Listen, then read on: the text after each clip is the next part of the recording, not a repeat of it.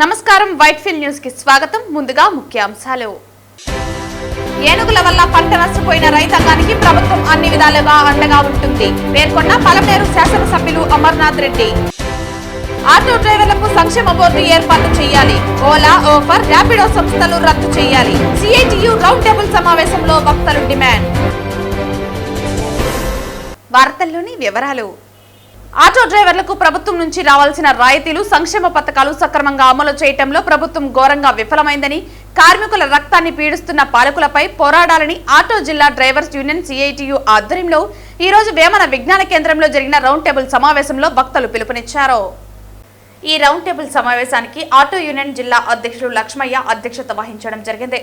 ఈ సందర్భంగా సిఐటియు జిల్లా అధ్యక్షులు బాలసుబ్రహ్మణ్యం, ఆటో యూనియన్ గౌరవ అధ్యక్షులు జయచంద్ర, ఏఐటియుసి ఆటో యూనియన్ జిల్లా కార్యదర్శి శివ, ఐఎఫ్టియు ఆటో యూనియన్ కార్యదర్శి కుడుం విజయ్ కుమార్ మాట్లాడుతూ ఆటో కార్మికులు తీవ్రమైన ఇబ్బందులు గురవుతున్నారని, స్త్రీశక్తి పథకాన్ని ఆహ్వానించడం జరిగిందని, అయితే స్త్రీశక్తి పథకం అమలు వలన ఆటో కార్మికులు తీవ్రమైనటువంటి నష్టం వాటిల్లుతోందని అన్నారు. ఎక్కువ మంది ఆటో కార్మికులు డిగ్రీలు, పీజీలు చదువుకుని సొంత జీవనం సాగిస్తున్నారని, ఆ జీవనం వల్ల కుటుంబాలు గడుస్తున్నాయని అన్నారు. పిల్లలను చదివించుకుంటున్నారని, ఈ పథకం రావటం వల్ల 12 లక్షల కుటుంబాలు వీధిన పడుతున్నాయని అన్నారు. రవాణా రంగంలో తెచ్చిన మోటార్ వెహికల్ చట్టంలో మార్పులు, జీవో నంబర్ 21 వల్ల ఆటో కార్మిక కుటుంబాలన్నీ తీవ్రమైనటువంటి పన్నుల భారం పడుతూ ఉందన్నారు. దీని ఫలితంగా మోటార్ వెహికల్ చట్టం వలన పెనాల్టీల మీద పెనాల్టీలు వేసి కార్మికుల పొట్టు కొడుతున్నారని అన్నారు. మరోవైపు ఓలా, ఓపెర్, ర్యాపిడో వలన కార్మికులకు భద్రత లేకపోవటం, వీళ్ల వల్ల తీవ్రమైనటువంటి ఆటో కార్మికులకు నష్టం జరుగుతోందన్నారు. వీరికి ప్రభుత్వ నిర్వహణలోనే ఒక యాప్ ఉండాలని ఆటో కార్మికులు డిమాండ్ చేశారు. ప్రతి ఆటో కార్మిక కుటుంబానికి 15,000 రూపాయలు ప్రభుత్వం ఇస్తామని, వాహన మిత్ర పథకం కింద ఎలక్ట్రికల్ ఆటోను 0% వడ్డీతో తీయిస్తామని హామీ ఇచ్చారు. ఈ హామీ ఏ ఒక్కటి కూడా అమలు చేయలేదని అన్నారు. ప్రభుత్వం ఈ పథకాలన్నింటినీ తక్షణమే అమలు చేయాలని కోరుతూ ఆందోళన కార్యక్రమాలు నిర్వహించడం జరుగుతుందన్నారు. 15వ తేదీన జిల్లా కలెక్టర్ కార్యాలయం వద్ద ధర్నా నిర్వహించడం జరుగుతుందన్నారు. ప్రభుత్వం దిగి రాకపోతే ఈ నెల 18వ తేదీన చలో విజయవాడ కార్యక్రమం నిర్వహిస్తామని ప్రభుత్వానికి విజ్ఞప్తి చేస్తున్నామన్నారు. ఈ కార్యక్రమంలో సిఐటియు నగర ప్రధాన కార్యదర్శి మాధవ్ కృష్ణ, సిఐటియు జిల్లా నాయకులు చిన్నబాబు, ఐఎఫ్టియు నగర కార్యదర్శి లోకేష్, ఆటో యూనియన్ నగర అధ్యక్ష కార్యదర్శులు బాదుల్లా, బాసు, జిల్లా కోశాధికారి గోపి తదితరులు పాల్గొన్నారు. ప్రభుత్వానికి వ్యతిరేకంగా ఫైట్ చేయకపోతే ఇవి ఏ సమస్యలు కూడా పరిష్కారం చేసుకునే పరిస్థితి లేదు. ఇప్పుడు ఆడవాళ్లకు ఫ్రీ బస్సు పెట్టిన తర్వాత ప్రభుత్వం దగ్గర నుంచి 250 కోట్ల రూపాయలు ప్రతి నెల ప్రభుత్వం ఆర్టీసీకి డబ్బులు కట్టబోతా ఉంది. మా దగ్గర డబ్బులు లేవు అని చెప్పి ప్రభుత్వం చెప్తా ఉంది ప్రతిరోజు కూడా.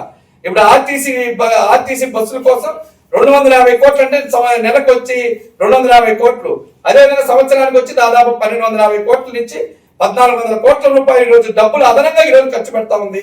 ఆటో కార్మికులు మొత్తం 13 లక్షల మంది పెట్టుకున్నా కూడా 20,000 పెట్టుకున్నా కూడా 60 కోట్లు ఉంటే మనకు ఈజీగా మన డబ్బులు మనకు ఇవ్వడానికి అవకాశం ఉండేది.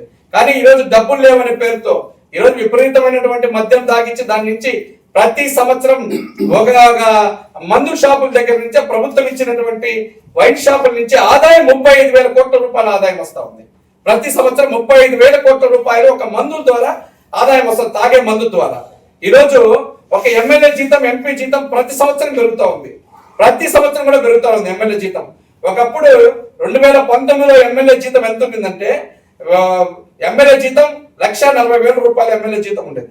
ఈ రోజు స్టిల్ 2025 వచ్చే సమయానికి, అంటే చంద్రబాబు నాయుడు వచ్చే ప్రభుత్వం వచ్చే సమయానికి 2,45,000 రూపాయల జీతం పెరిగింది. అంటే 1,00,000 రూపాయలు ఈరోజు జీతం పెరిగినటువంటి పరిస్థితి ఉంది. ఎంపీ జీతం 1,85,000 రూపాయల నుంచి 3,25,000 రూపాయలకి ఎంపీ జీతం పెరిగింది. ఇవన్నీ కూడా డబ్బులు ఎక్కడి నుంచి వస్తా ఉన్నాయి? మీ జీతాలు పెంచుకోవడానికి మాత్రం మీ దగ్గర డబ్బులు ఉంటా ఉన్నాయి. మా జీవితాలు బాగుపడడానికి మాకు ఇచ్చినటువంటి హామీలను మీరు ఎందుకని అమలు చేయరు అని చెప్పి మనం నిలదీయాల్సినటువంటి అవసరం ఉంది. డబ్బులు ఆటోమేటిక్ గా పరిగెత్తుకుంటూ వస్తాయి. కొన్ని సౌకర్యాలన్నీ కూడా ఈ రోజు విమానాల్లో తిరిగేటివి, లేకపోతే సపరేట్ ఫ్లైట్ చేసుకొని పోయేటివి. ఒక్కరోజు చంద్రబాబు నాయుడు మీటింగ్ పెడితే ఎన్ని కోట్లు ఖర్చు అవుతుంటే 12 కోట్లు ఖర్చు అవుతుంది. ఒక్క రోజు ఆయన 1 గంట సేపు ఒక సింగర్ మీటింగ్ పెడితే 12 కోట్లు ఖర్చు అవుతుంది. ఆయన 5 మీటింగ్లు కాదనుకుంటే మనకు రాష్ట్ర వ్యాప్తంగా మనకి ఇవ్వాల్సినటువంటి డబ్బులంతా కూడా రాష్ట్ర వ్యాప్తంగా కూడా ఇవ్వడానికి అవకాశం ఉంది. అంటే ఆ డబ్బులన్నింటినీ కూడా వృధా అవుతా ఉంది. ఆ డబ్బులను ఆటో కార్మికులు కేటాయించండి. ఆ డబ్బుల ద్వారా చాలా మంది కార్మిక కుటుంబాల్లో జీవనం కొనసాగించడానికి ఉపయోగపడుతుంది. ఆ కుటుంబాలన్నింటినీ కూడా ఇబ్బంది లేకుండా కొనసాగడానికి అవకాశం ఉంది. ఏనుగుల వల్ల పంట నష్టపోయిన రైతాంగానికి ప్రభుత్వం అన్ని విధాలుగా అండగా ఉంటుందని పలమనేరు శాసనసభ్యులు అమర్నాథ్ రెడ్డి తెలిపారు. శుక్రవారం పలమనేరు తెలుగుదేశం పార్టీ కార్యాలయంలో ఏనుగుల దాడి వల్ల పంట నష్టపోయిన బాధితులకు, ప్రాణాలు కోల్పోయిన ఓ వ్యక్తి కుటుంబానికి ప్రభుత్వం నుండి 12,77,800 రూపాయలు నష్టపరిహారాన్ని ఎమ్మెల్యే అమర్నాథ్ రెడ్డి చేతుల మీదుగా అందజేశారు. ఈ సందర్భంగా ఆయన మీడియాతో మాట్లాడుతూ, నియోజకవర్గంలో ఏనుగుల దాడి సమస్య దశాబ్దాలుగా ఉందని, దీనిని నియంత్రించేందుకు ఉప ముఖ్యమంత్రి పవన్ కళ్యాణ్ చొరవ చూపి కర్ణాటక రాష్ట్రం నుండి కుంకి ఏనుగులను తీసుకొచ్చారని, వీటి ద్వారా అటవీ ఏనుగుల నుండి పంట నష్టం జరగకుండా వీటి సహాయంతో అటవీ ఏనుగులను అడవిలోకి మళ్లించవచ్చునని, రైతుల పంట పొలాల వద్దకు ఏనుగులు వస్తే వెంటనే అటవీ శాఖ అధికారులకు సమాచారం అందించాలని కోరారు.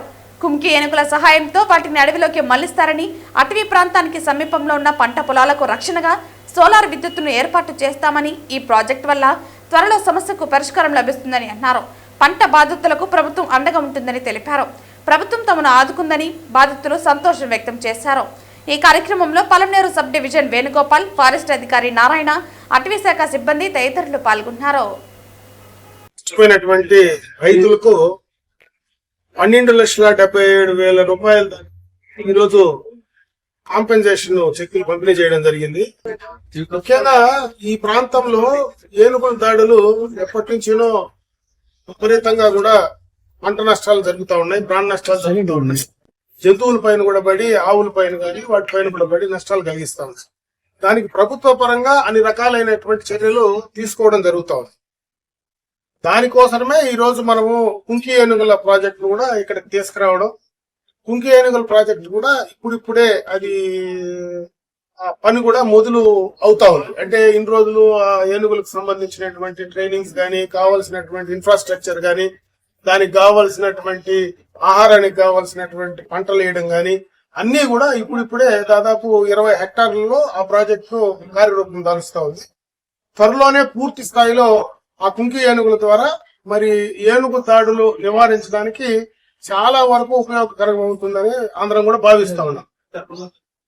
అదే కాకుండా దానికి ఆ ఏనుగులు ట్రైనర్స్ కూడా బయట నుంచి తీసుకురావడం, ఇక్కడ స్థానికంగా ఉండే వాళ్ళకు కూడా ఉద్యోగ అవకాశాలు పెంచడం, అన్ని రకాలుగా ఉపాధి అవకాశాలు కూడా దానివల్ల పెరుగుతా ఉన్నాయి.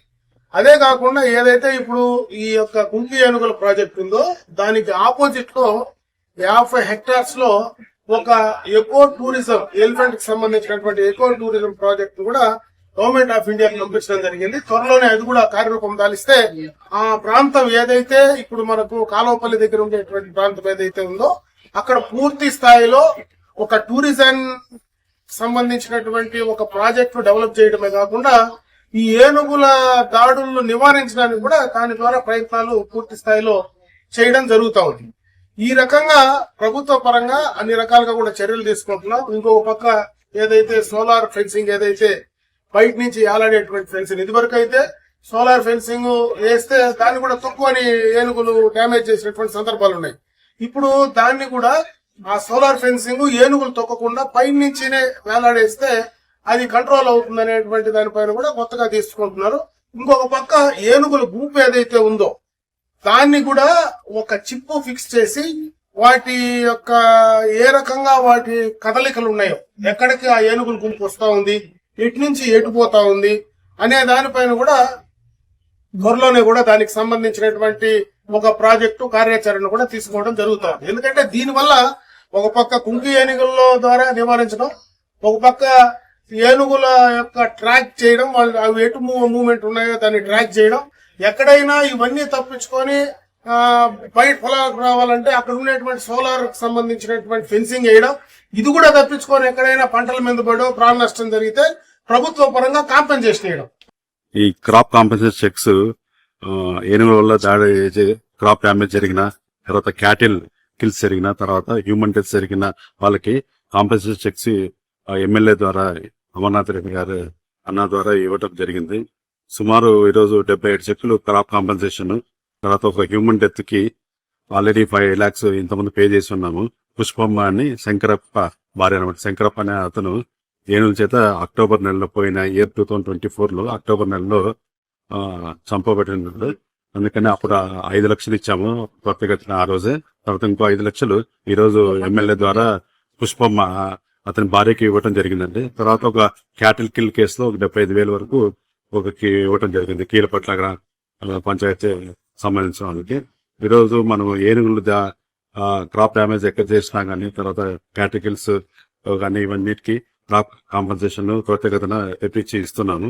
అట్లాగే ఏనుగుల వల్ల దాడిలో కానీ తర్వాత ఏది జరగకుండా సాయశక్తులకు కృషి చేసి మన కుంకి ఏనుగులు ఉపయోగించి మనం చాలా అవేర్నెస్ క్రియేట్ చేస్తూ తర్వాత ఇప్పుడు గజ ప్రజా యాప్ అని కూడా కొత్తది డెవలప్ చేశాము. దానివల్ల మనకి ఎలిఫెంట్ మూవ్మెంట్ అనేది మొత్తం మన బీట్ ఆఫీసర్స్ అప్లోడ్ చేస్తుంటారు. అట్లాగే క్రాప్ కాంపెన్సేషన్స్ కూడా ఇంకా ఫ్యూచర్ లో అంతా గజ ప్రజా యాప్ ద్వారానే ప్రాసెస్ చేయబడతాయి. అది కూడా త్వరితగతిన అవుతాయని తెలియజేసుకుంటూ సెలవు. Thank you sir. మాకు గవర్నమెంట్ హెల్ప్ చేసింది. చంద్రబాబు గారికి, సార్ గారికి, అమర్నాథ్ రెడ్డి సార్ గారికి థ్యాంక్ యూ. ఇంకొకటి ఏమంటే సార్ ఇచ్చిన మాట నిలబెట్టుకున్నారు. నెక్స్ట్ మంత్ మా అన్నకి జాబ్ ఇస్తానన్నారు. అది కూడా నిలబెట్టుకుంటే బాగుంటుంది సార్. Thank you sir. మాది కుప్పనపల్లి. మా దేనికోసం మా చెక్కిచ్చింది. మా డాడీ ఫారెస్ట్ లో మా డాడీ చనిపోయారు ఏనుగుకి, అందువల్ల మాకు హెల్ప్ చేశారు. Thank you. పేరేమో? మా డాడీ పేరు శంకరప్ప. మాది కుప్పనపల్లి సార్. కుప్పనపల్లి, బరేటపల్లి మండలం. తిరుపతి జిల్లా నాగలాపురం మండలం టీపీ కోట మోడల్ ప్రైమరీ స్కూల్ ప్రధాన ఉపాధ్యాయులు వీరమంగళ వెంకటరమణ జిల్లా స్థాయి ఉత్తమ ఉపాధ్యాయ అవార్డును శుక్రవారం స్వీకరించారు. జిల్లా నుంచి పురస్కారాలు పొందిన 69 మందిలో 26 మంది స్కూల్ అసిస్టెంట్ స్థాయిలో ఉత్తమ ఉపాధ్యాయులుగా ఎంపికయ్యారు. జిల్లా నుంచి పురస్కారాలు పొందిన 68 మందిలో 26 మంది స్కూల్ అసిస్టెంట్ స్థాయిలో ఉత్తమ ఉపాధ్యాయులుగా ఎంపికయ్యారు. నాగలాపురం మండలం టీపీ కోట మోడల్ ప్రైమరీ పాఠశాలలో బదిలీపై చేరిన రోజే మొక్కలు నాటడం, బ్యాక్ బెంచెస్ లేకుండా యు ఆకారంలో బెంచీలు ఏర్పాటు చేయడం, వాటర్ బిల్ నిర్వహించడం, మాతృభాషా దినోత్సవాన్ని ప్రాథమిక స్థాయిలో నిర్వహించడం వంటి వినూత్న కార్యక్రమాలతో ఉపాధ్యాయులకు ఆదర్శంగా నిలిచారు. గత 25 సంవత్సరాలుగా ఉపాధ్యాయులుగా సేవలందించి విద్యార్థులకు విశేష సేవలను అందించినందుకు జిల్లా విద్యాశాఖ మరియు సమగ్ర శిక్షణ అధికారులు మోడల్ ప్రైమరీ స్కూల్ ప్రధాన ఉపాధ్యాయులు వెంకటరమణను జిల్లా స్థాయి ఉత్తమ ఉపాధ్యాయ అవార్డుకు ఎంపిక చేశారు. ఈ సందర్భంగా నాగలాపురం మండలంలోని విద్యాశాఖ అధికారులు, ఉపాధ్యాయులు హర్షం వ్యక్తం చేశారు. వార్తలు ముగించే ముందు ముఖ్యాంశాలు మరోసారి.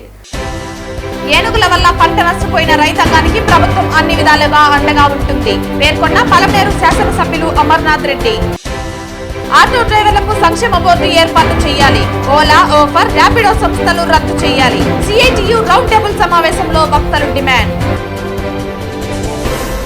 ఈ వార్తలు ఇంతటితో సమాప్తం. తిరిగి వార్తల్లో మళ్ళీ కలుద్దాం. అంతవరకు సెలవు. నమస్కారం.